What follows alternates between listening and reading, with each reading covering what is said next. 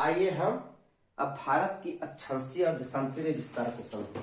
ठीक है, तो हम जानते हैं बेटा ये पूरा समुद्र है, पढ़ चुके हैं। तो भारत के दक्षिण में एक अक्षांश रेखा है बेटा, इसका नाम है बच्चों शून्य अक्षांश रेखा।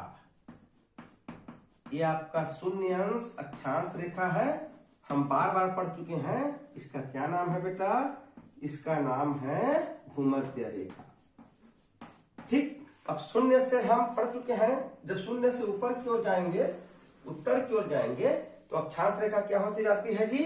अक्षांश रेखा बढ़ती जाती है बेटा।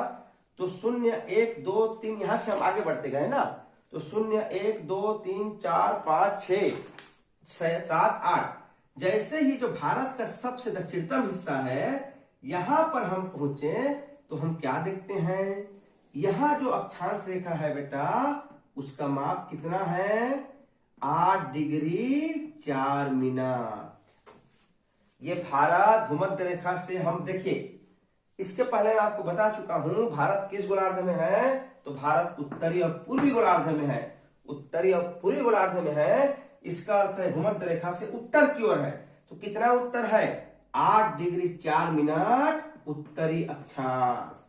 ये भारत की अक्षांशीय सीमा का विस्तार है बेटा। दक्षिण में 8 डिग्री 4 मिनट। आगे बढ़ते बढ़ते बढ़ते गए तो हम क्या देखते हैं? ठीक भारत के बीचों बीच से एक और रेखा गुजरती है, इसका क्या नाम है? तो इसका नाम है बेटा 23.5 अंश उत्तरी अक्षांश। अब ये उत्तरी गोलार्ध में है तो उत्तरी होगा बेटा। इसका नाम है बच्चों कर्क रेखा। फिर यहां से हम उत्तर की ओर बढ़ते गए तो जो कश्मीर में सबसे उत्तरतम बिंदु है, सबसे उत्तरी का हिस्सा है बेटा, इसका कितना अक्षांशीय माप आया? 37 डिग्री 6 मिनट। ये हो गया। तो हम कहेंगे कि भारत का अक्षांशीय विस्तार कितना है? 8 डिग्री 4 मिनट से 37 डिग्री 6 मिनट तक। ये हमारा भारत का बेटा अक्षांशीय विस्तार है। अब हम आते हैं देशांतरीय विस्तार पर। यहां पर बच्चों लगभग यहां पर ठीक है, इंग्लैंड से होते हुए एक घूर्णित रेखा खींची गई है शून्य अंश। अब इस शून्य से बढ़ते जाएगी 1 2 3 4 4 50 40 50। तो यहां पर 60 65 68, जहां पर ये गुजराती में हिस्सा आता है कच्छ, इसको छूते हुए जो एक देशांतर रेखा गुजरती है बेटा, इसका माप है बच्चों 68 डिग्री 7 मिनट। किस तरफ की देशांतर? पढ़ चुके हो, पूर्वी गोलार्ध है, तो ये क्या हो जाएगी? पूर्वी देशांतर। पूर्वी गोलार्ध में स्थित 68 डिग्री 7 मिनट का जो देशांतर रेखा है वो भारत के सबसे पश्चिमी हिस्सा कच्छ को छूती है बेटा। फिर 68 7 से बढ़ते बढ़ते बढ़ते बढ़ते जाएंगे, यहां पर जब नैनी के पास पहुंचते हैं, यहां पर उत्तर प्रदेश का एक शहर है मेरे बच्चों नैनी, यहां से एक देशांतर रेखा गुजरती है बेटा, यह है 82.5 अंश देशांतर रेखा कहते हैं बच्चों। फिर पूर्वी देशांतर ना, कौन सी देशांतर? ये सब के सब पूर्वी गोलार्ध में है, तो हम पूर्वी गोलार्ध कहेंगे।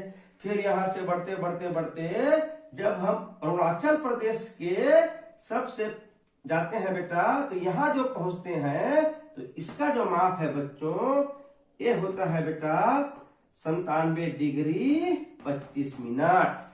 तो भारत देशांतरीय विस्तार कहां से कहां तक है? 68 डिग्री 7 मिनट से 97 डिग्री 25 मिनट तक। ये आपका ये जो है बेटा आपका ये देशांतरीय विस्तार है, और ये जो है ये आपका अक्षांशीय विस्तार है। 8 डिग्री 4 मिनट से 37 डिग्री 6 मिनट तक अक्षांशीय विस्तार, 68 डिग्री 7 मिनट से 97 डिग्री 25 मिनट तक देशांतरीय विस्तार। ठीक है, कन्याकुमारी से कश्मीर तक अक्षांशीय विस्तार, कच्छ से अरुणाचल तक देशांतरीय विस्तार। 8 degree 4 minute 37 degree 6 minute, 68 degree 7 minute 97 degree 25 minute. ठीक है, अब बढ़ते हैं इसके भारत के पड़ोसी देश। आइए अब हम पढ़ते हैं भारत के नेबर कंट्री, भारत के पड़ोसी देश। ठीक, पड़ोसी। अब देखते हैं पहले बेटा कि पड़ोसी क्या किसको कहते हैं। ठीक, किसको कहते हैं पड़ोसी? सबको पड़ोसी नहीं कहते। ठीक है, ये गली है बेटा एक ठो, ये गली है, सड़क है, तो सड़क के इस तरफ एक घर है बेटा, यहां एक घर बना है, ये घर है एक का। एक किसका घर है बच्चों? एक का। एक के बगल में एक और घर बना है भाई साहब बी का। बी के उत्तर में एक और बना है सी का। सी के बगल में एक और घर बना है डी का, और डी के नीचे एक और घर बना है ई का। हम एक के घर को देख रहे थे बेटा, तो एक के घर से लगा हुआ कौन कौन सा घर बना है? बी, सी, डी, ई। तो देखो, इस ए से लगकर इस ए की घर की दीवार बी के घर के दीवार से मिली है, बी का घर का दीवार सी का दीवार के घर से मिली है, सी का घर का दीवार डी से मिला है, ए से मिला है। ये कहलाता है आपका पड़ोसी देश। मतलब एक देश की सीमा दूसरे देश से छूना चाहिए, इसको हम पड़ोसी नहीं कहेंगे। यहां पर एक बड़ा सा घर बना है जी का, तो हम ये नहीं कहेंगे कि ए का पड़ोसी जी है, नहीं बेटा, ए जी का घर ए के सामने है। तो पड़ोसी देश कहते किसको है? जिसकी घर का दीवार लगा है एक दूसरे से, इसको हम देश में कहेंगे। तो हमारी देश की सीमा जिस देश को छूती है वो हमारा क्या देश है बेटा? पड़ोसी देश है। क्या देश है? पड़ोसी देश है। ठीक, आइए देखते हैं अब भारत में 7 पड़ोसी देश हैं।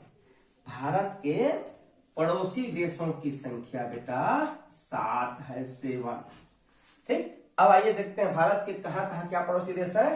तो आइए भारत को पहले हम 4 दिशा में बांटते हैं बेटा। ठीक, आपको बता चुका हूं, यह होती है उत्तर तरफ, उत्तर की सूचक ये उत्तर दिशा है, ये आपका दक्षिण दिशा है बच्चों, ये आपका पूर्व दिशा है बेटा भारत का, और ये आपका पश्चिम दिशा है। ठीक, उत्तर, दक्षिण, पूर्व, पश्चिम। तो भारत का जो सबसे पहले पूर्व में ठीक पूर्व की तरफ एक देश है बेटा, इस देश को कहते हैं, बी से है बांग्लादेश। इस देश का क्या नाम है जी? इस देश का नाम है बेटा बांग्लादेश। ठीक, जो भारत में, ठीक, भारत के 2 स्थलीय भागों के बीच एक देश है बेटा, पूर्व तरफ देश है, उसका नाम है बांग्लादेश, भारत का पहला पड़ोसी देश। भारत का जो दूसरा पड़ोसी देश है बेटा, ये है बच्चों आपका जो दूसरा पड़ोसी देश है, इसका नाम है बेटा म्यांमार। पहला हो गया बांग्लादेश, दूसरा हो गया म्यांमार हो गया बेटा। अब बांग्लादेश म्यांमार से ऊपर की तरफ जाएंगे बेटा, तो ये जो इतना बड़ा देश है जो भारत को छूता है, ये है बच्चों आपका चीन। पहला क्या क्या हो गया?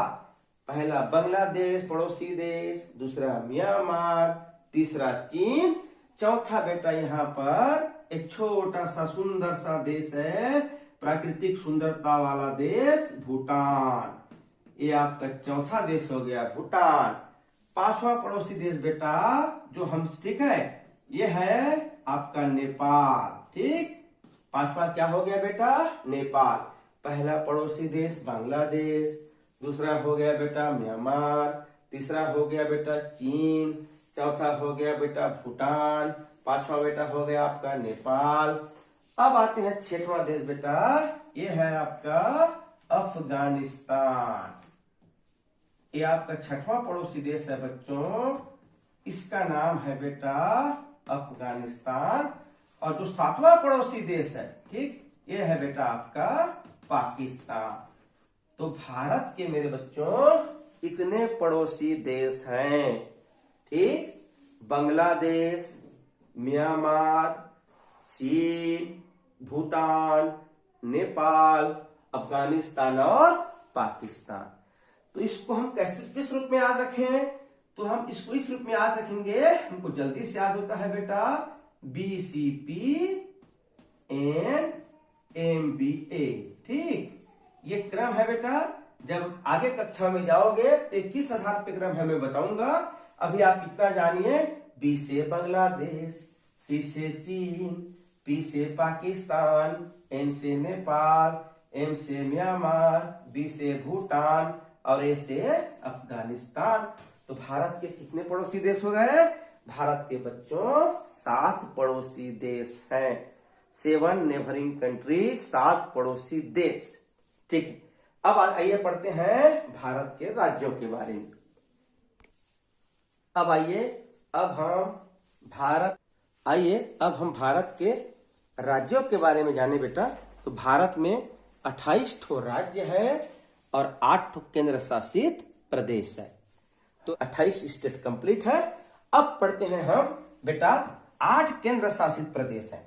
ठीक, कितने केंद्र शासित प्रदेश हैं?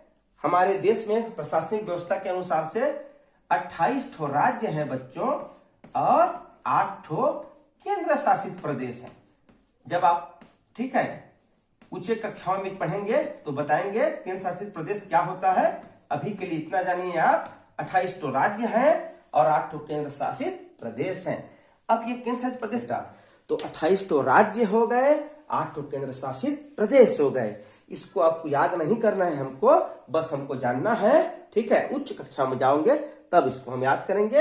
अभी वर्तमान में 28 ठो राज्य है और 8 ठो केंद्र शासित प्रदेश है बेटा। अब आइए पढ़ते हैं भारत का भौतिक विभाजन। अच्छा, क्षेत्रफल हमारे भारत देश की राजधानी नई दिल्ली है बेटा। ठीक है, हर राज्य की अलग राजधानी है। छत्तीसगढ़ की राजधानी रायपुर है और पूरे भारत की राजधानी नई दिल्ली है। ठीक, और क्षेत्रफल में सबसे बड़ा जो हमारा बेटा एरिया में, विस्तार में सबसे बड़ा जो राज्य है ये हमारा है बच्चों राजस्थान। और सबसे छोटा है बेटा गोवा। ये गोवा सबसे छोटा है और राजस्थान सबसे बड़ा है बेटा। ठीक, अब आइए पढ़ते हैं भारत का भौतिक विभाजन। आइए अब पढ़ते हैं हम लोग भारत का भौतिक विभाजन। भौतिक मतलब दृश्य आकृति जो हम अपनी आंखों से देखते हैं बेटा। तो भारत में हम क्या, कोई भी देश में हम इन 5 प्रकार की आकृति हम देखते हैं बेटा। तो हम अभी भारत देश के बारे में पढ़ रहे हैं तो हम भारत की भौतिक आकृति के बारे में पढ़ेंगे बेटा। तो भारत की भौतिक आकृति, भारत में पाए जाने वाली जो आकृति है बेटा ये भिन्न भिन्न प्रकार की है। जैसे पर्वत, ये आपका पर्वत हो गया। पर्वत के कहने गिरिपात कहलाती है। ये आपका ऐसे बेटा, ये एक तरफ का ढाल है और ये दूसरे तरफ का ढाल। ये एक तरफ का ढाल, ये दूसरे तरफ का ढाल, ऊपर इसका सकरा होता है, संकीर्ण होता है बेटा। ये कहलाता है आपका पर्वत। ये आपका पठार। ठीक है, ठीक, ऊपर जो सपाट टेबल की तरह चौड़ा सपाट होता है बेटा, ये होता है आपका पठार। ये होता है मैदान, समतली भूमि। चौथा होता है तट, समुद्र किनारे जो हमारे स्थल भाग का जो जमीन है, जो समुद्र के पानी को छूता है, स्पर्श करता है, वो तट कहलाता है। और समुद्र के भीतर जमीन भाग, चारों तरफ समुद्र है, वहां से थल भाग ऊपर की उठा है बेटा, उसको हम कहते हैं द्वीप। तो इतनी प्रकार की भौतिक आकृति हम भारत में पढ़ेंगे। पर्वत, पठार, मैदान, तट और द्वीप समूह। तो आइए हम सबसे पहले पढ़ते हैं पर्वत। आइए अब हम पढ़ते हैं हिमालय पर्वत। हम पहले ही पढ़ चुके हैं। हिमालय पर्वत को क्या कहते हैं? भारत का संतरी, भारत का रक्षक, भारत का प्रहरी। मतलब हिमालय पर्वत हमारी क्या करता है बेटा? रक्षा करता है।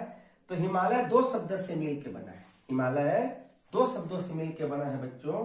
हिमालय का अगर हम संधि विकसित करें तो हिमालय बराबर होता है बेटा हिम धन आलय।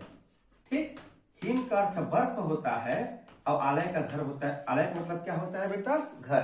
तो हिमालय को दूसरा नाम क्या है? बर्फ का घर। बर्फ का घर हिमालय पर्वत। हिम का अर्थ होता है बर्फ, आलय का मतलब होता है घर। तो हिमालय मतलब क्या हो गया बेटा? बर्फ का घर। तो भारत में हिमालय पर्वत 3 समांतर श्रेणियों में फैली हुई है बेटा। आप गणित के अध्याय 3 में आप समांतर रेखा पढ़ चुके हो, ठीक है, बराबर, ठीक है। वैसे 3 समान श्रृंखलाओं में बांटा जाता है। जो भारत के हिमालय पर्वत है बेटा, इसको 3 मुख्य समांतर श्रृंखलाओं में बांटी जाती है। ये पहला पर्वत श्रृंखला है, ये दूसरी पर्वत श्रृंखला है, और ये तीसरी पर्वत श्रृंखला है। यहाँ जो आप देख रहे हो, ये दोनों पर्वतों के बीच की स्थान है बेटा, घाटी है। ये जो देख रहे हो, ये दोनों पर्वतों के बीच की स्थान है बेटा। तो भारत में हिमालय पर्वत को 3 मुख्य समानांतर श्रृंखलाओं में बांटा जाता है। जो सबसे उत्तर में है उसका नाम है बेटा महान हिमालय या बृहद हिमालय। ये जो आप देख रहे हो, पहला श्रेणी, दूसरा श्रेणी, तीसरा श्रेणी, तो भारत में जो सबसे उत्तर में हिमालय है उसका नाम है बेटा बृहद हिमालय, माने महान हिमालय, सबसे बड़ा हिमालय। बृहद हिमालय का इसको एक और नाम है बेटा, इसको कहते हैं हिमाद्री। ठीक, भारत में हिमालय पर्वत 3 प्रमुख समांतर श्रृंखलाओं में फैली हुई है। जो सबसे उत्तर में हिमालय है इसका नाम है बेटा बृहद हिमालय या हिमाद्री। इसी पर्वत श्रृंखला में नेपाल में एक चोटी है बेटा इस हिमालय पर्वत की, माउंट एवरेस्ट। ये विश्व की सबसे ऊंची चोटी है। श्रृंखला के शिखर पर एक चोटी है माउंट एवरेस्ट। ये महान हिमालय पर्वत में है, बृहद हिमालय पर्वत में है। ये विश्व की सबसे ऊंची चोटी है, जो किस हिमालय में है? बृहद हिमालय में है। उसके बाद हम नीचे आते हैं, ठीक, जो मध्य में आते हैं, तो इस हिमालय को कहते हैं मध्य हिमालय। ये जो आप बीच में हिमालय देख रहे हैं बेटा, इसका नाम है मध्य हिमालय या हिमाचल हिमालय। ठीक, इसका नाम है बच्चों मध्य हिमालय या हिमाचल हिमालय। उत्तर में बृहद हिमालय या उसको हिमाद्री कहते हैं, उस विश्व की सबसे ऊंची चोटी है। जो बीच का हिमालय है इसको मध्य हिमालय या हिमाचल हिमालय कहते हैं बेटा। और जो सबसे अंतिम में, सबसे दक्षिण में जो हिमालय है, इसका नाम है बच्चों शिवालिक हिमालय। तो फिर से भारत में हिमालय पर्वत 3 प्रमुख समांतर श्रृंखलाओं में फैली हुई है। उत्तर में बृहद हिमालय या हिमाद्री, मध्य में मध्य हिमालय या हिमाचल, और जो शिवालिक हिमालय है ये सबसे दक्षिण में स्थित श्रृंखला है। किस हिमालय पर विश्व की सबसे ऊंची चोटी है? तो बृहद हिमालय पर है। उस ऊंची चोटी का नाम क्या है? तो माउंट एवरेस्ट है। ठीक, अब शिवालिक हिमालय के जो दक्षिण में, यहां तक तो 3 पर्वत श्रृंखला खत्म हो गई। अब पर्वत के बाद यहाँ पर मैदानी इलाका शुरू होता है। मैदानी इलाकों में जो नदी पर्वत से निकल कर आती है, अब वो कहाँ बहेगी जी? पर्वत के ऊपर तो बह नहीं सकती, तो पर्वत से ढाल का आते आते वो मैदान में आती है। तो पर्वत के नीचे मैदान होता है, इसको कहते हैं, इस मैदान को कहते हैं बेटा भारत का उत्तरी मैदान। जो हिमालय पर्वत के दक्षिण में है, जहां से जो नदी हिमालय पर्वत के ऊंचाइयों से निकलकर मैदान पे प्रवेश करती है बेटा, ठीक, और अपने साथ जो जो मिट्टी निक्षेप लाती हैं उसको अपने तट के दोनों ओर जमा करती हैं, उसको जलोढ़ कहते हैं। और इस मैदान को क्या कहते हैं जी? उत्तरी मैदान। तो ये मैदान किससे बनते हैं? नदियों द्वारा जमा किए गए अवसादों से बनते हैं। उस अवसाद को क्या कहते हैं? तो जलोढ़ कहते हैं। क्या कहते हैं? जलोढ़। तो ये जो यहाँ पर मैदान बना, इसको भारत का उत्तरी मैदान है बेटा। ये बहुत उपजाऊ मैदान होते हैं, इसीलिए यहाँ पर जहाँ उपजाऊ होगी वहीं लोग रहेंगे बेटा। तो यहाँ पर जनसंख्या क्या होती है बच्चों? जनसंख्या अधिक होती है। तो भारत की भौतिक विभाजन पढ़ रहे थे। हिमालय 3 श्रृंखला में बटा हुआ है, महान हिमालय, मध्य हिमालय, शिवालिक हिमालय। महान हिमालय को बृहद हिमालय या हिमाद्री कहते हैं, इसको हिमाचल हिमालय कहते हैं, इसको शिवालिक हिमालय कहते हैं। विश्व की ऊंची चोटी बृहद हिमालय में है। ठीक है, शिवालिक हिमालय के दक्षिण में जो नदी पर्वत से निकलकर मैदानी इलाकों में प्रवेश करती है उससे ये नदी बने हैं, उससे मैदान बने हैं बेटा, इसलिए मैदान उपजाऊ होते हैं और यहाँ पर जनसंख्या काफी अधिक होती है। अब आइए पढ़ते हैं मरुस्थल के बारे में।